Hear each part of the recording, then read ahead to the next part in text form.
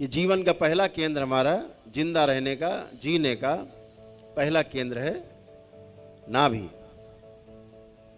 हमेशा ध्यान रखो, जिंदा रहना और जीना दो अलग अलग चीजें हैं, सुनने में एक जैसी लगती हैं। जिंदा रहने का मतलब खा पी करके और स्वस्थ बने रहें, ऐसा खाएं पिए हम स्वस्थ रहें। हमारा आहार, हमारी निद्रा, हमारा भय और प्रजनन हमारा संतुलित रहे, ये शरीर के लिए। तो जिंदा रहने का मतलब शरीर की बात हम कर रहे हैं। जीने की जब बात करते हैं तो हम जीवन की बात करते हैं। हमारा जीवन, शरीर सुखी नहीं रहता है। जीवन का सुख अलग है, शरीर का सुख अलग है। जीवन का क्या, शरीर का क्या सुख है? गर्मी लग रही, थोड़ा ठंडा पंखा चल जाए, थोड़ा एसी चल जाए, ये शरीर का सुख। अभी आप जब सो जाते हैं तो ना गर्मी पता लगती ना सर्दी पता लगती है। जब आप जागते हैं तो लगता है ठंडक है या गर्मी है।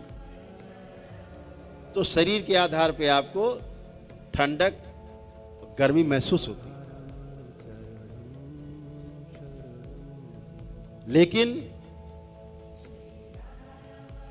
आपको कोई घर में लड़ाई झगड़ा हो गया परिवार से या मित्र से, आप कितना भी एसी में बैठो, कितना 56 भोग सामने रखा हो, आपको अच्छा नहीं लगेगा। वो आप कहें भैया खा लो, अरे नहीं इच्छा नहीं है।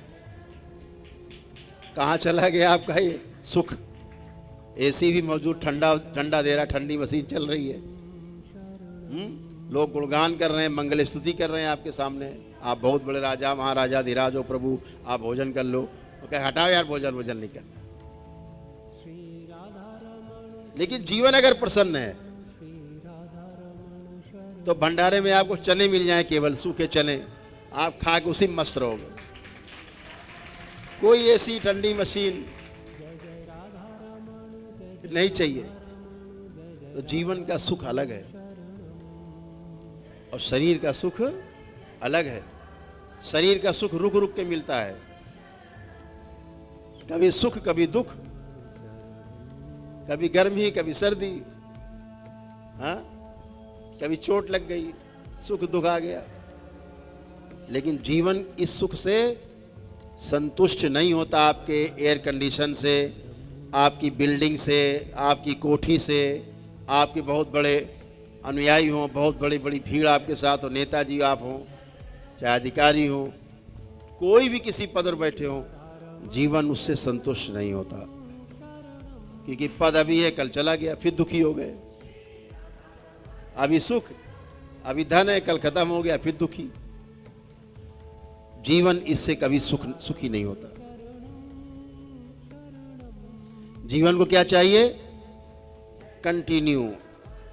कंटिन्यू हैप्पीनेस, लगातार सुख, जहां कोई दुख हो ही ना।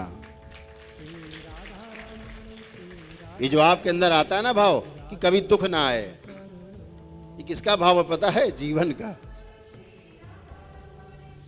हम कभी नहीं मरेंगे, देखते हैं वो मर गए, अरे यार बहुत अच्छे आदमी थे बेचारे, बताओ मर गए। अपने मरने का तो ख्याल ही नहीं आता।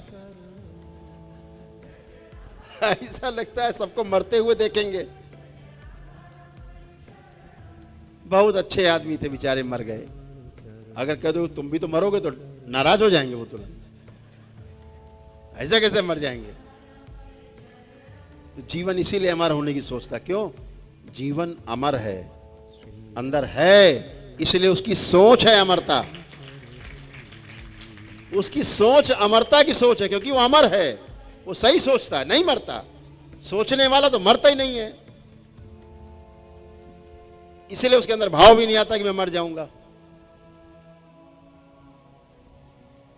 वो तो अमर है ना, कहते हैं आत्मा अमर है, जीवन अमर है।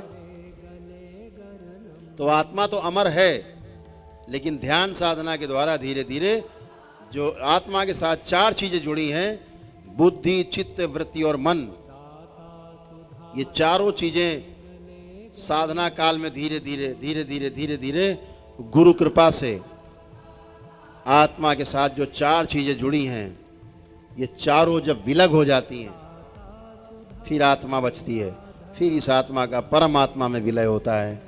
यही पूर्णता है। ज्ञान को उपलब्ध हो जाना, एक बूंद जो समुद्र में समा गई, ये है, ये प्रक्रिया है जो धीरे धीरे आपके साथ जुड़ा है, आत्मा के साथ। कभी बुद्धि जुड़ी, एक आया समय, कभी उसके साथ चित्त जुड़ गया, फिर कभी एक समय आया तो उसके साथ वृत्ति जुड़ गई, फिर उसके साथ मन जुड़ गया। अभी जब आपको हम ध्यान कराते तो हम आपसे कहते हैं कि उसको देखो जरा आंख बंद करके, आप देखते हो, अचानक आप गायब हो जाते हो, पता नहीं कहाँ पहुँच गए, फिर लगता है अरे कहाँ चले गए, वहाँ नहीं, फिर यहाँ जो कहा गुरुजी वो देखो, हम कहते हैं यहाँ रहो, आप थोड़ी देर में गायब हो जाते हो, कहीं और पहुँच जाते हो, फिर आप सुनते हो आवाज़, अरे यहाँ रहना है, फिर वापस आते हो। तो ये कौन आपको देखता है?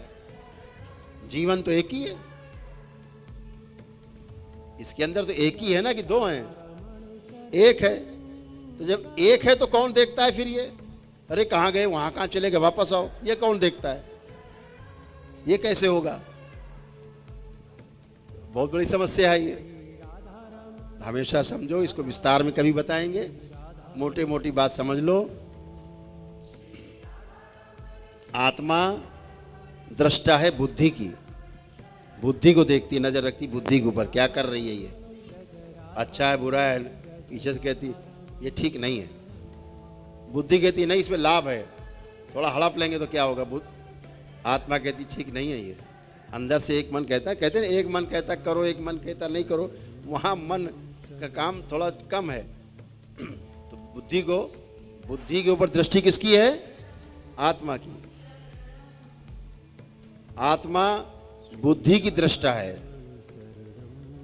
देख रही क्या कर रही। बुद्धि चित्त की दृष्टा है और चित्त वृत्ति की दृष्टा है, और जो वृत्ति है वो मन की दृष्टा है, और मन इस संसार का दृष्टा है, पूरे संसार को देखता है। ऐसे इसीलिए आप कहीं जाते हो वापस आ जाते हो तुरंत, अरे गलत चले गए। तो सब पे नजर ध्यान रखो, सीसीटीवी अंदर सब ऑन है, अंदर जीवन में भी सारे सीसीटीवी लगे, सब देख रहे हैं, हरकत किया तुरंत नोटेड, हाँ भाई तुमने ये गड़बड़ किया, हाँ किया। कहाँ से पकड़ लेते? जीवन को पकड़ लेता है। जीवन से जुड़ा हुआ है, क्योंकि पूरी सृष्टि में सब कुछ जुड़ा हुआ है, कुछ भी अलग अलग नहीं है।